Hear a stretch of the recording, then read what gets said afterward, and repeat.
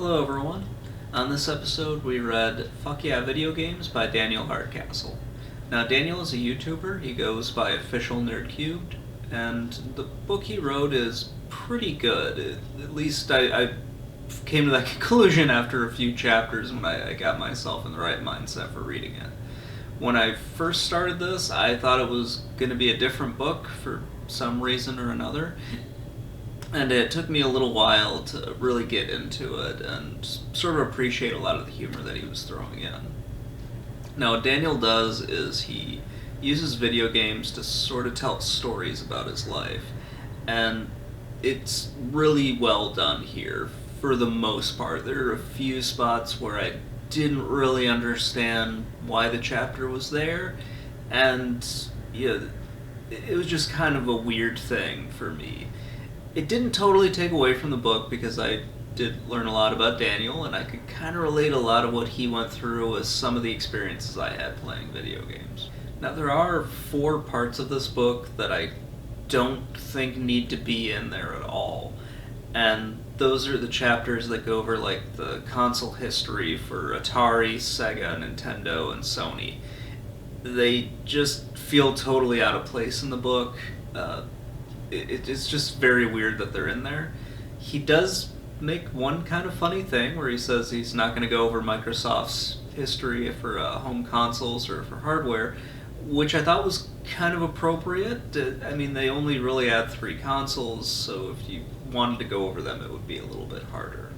Now, he also doesn't go into like the computers very much, which I thought was odd, especially with Atari's section. He sticks mostly to their home consoles, and he doesn't really talk about their computer line.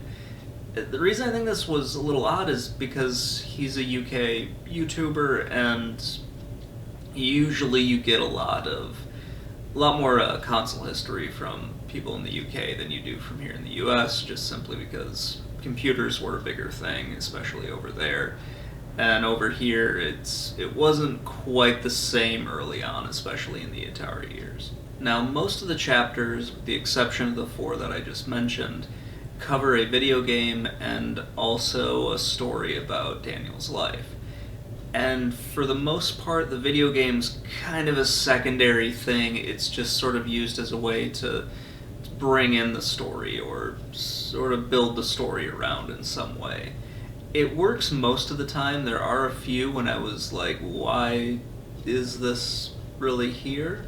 And there were other times where I was like, this is just so funny that it needs to stay in the book. There were a few moments, especially when I didn't know why the chapter was there at all, that I kind of just skimmed through it as quickly as I could. It was still funny in some cases, but it just, for me, it sort of felt disconnected from the rest of the book. So as I said earlier, the humor in this book really kind of grew on me as it went along. I, for some weird reason, thought this was going to be more of like his history with video games. It was going to be more of like a sort of a third-person, stand-back view on his life and sort of the key moments where video games played a part. And I wasn't really expecting it to be as funny as it was, really. And so that kind of took me out of it a little bit early on. Did eventually get more into it, especially when he got to a few of them. This one is much later in the book, but his Sins of the Solar Empire story that he had with his friends in college, that reminded me of a lot of the LAN parties I had in college too, but we were playing some other games. It pretty much matches up pretty well. It's just one of those fun stories about video games that you don't really hear that often anymore, and I really loved it.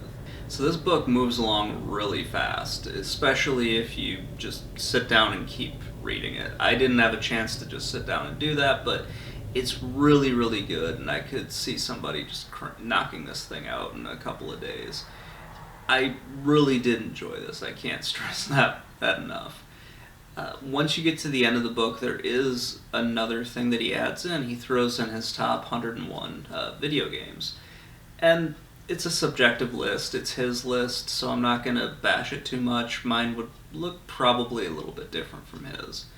And There's nothing wrong with that. It's just one of those fun things that he throws in that I really thought was kind of cool. It gives more insight into him as a person and also him as a YouTuber as well. There was one more thing that I was a little confused about. It was why he selected some of the games.